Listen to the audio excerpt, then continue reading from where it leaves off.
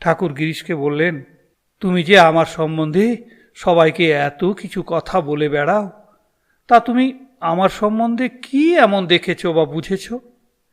বিন্দুমাত্র বিচলিত না হয়ে গিরিশচন্দ্র ঠাকুরের পায়ের কাছে মাটিতে হাঁটু মুড়ে বসে হাত দুটি অঞ্জলি দেওয়ার ভঙ্গিতে দিয়ে অদ্ভুত গদগদ কণ্ঠে এবং অসামান্য ভাবে পরিপূর্ণ হয়ে বললেন, স্বয়ং ব্যাস বাল্মীকি যাঁর হত্যা করতে পারেননি, আমি তাঁর কি বলবো?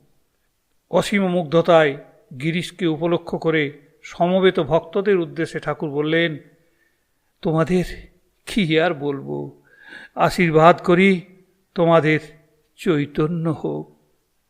ভক্তদের প্রতি প্রেম ও করুণায় আত্মহারা হয়েই ঠাকুর এই স্বার্থগন্ধ শূন্য আশীর্বাণী করলেন।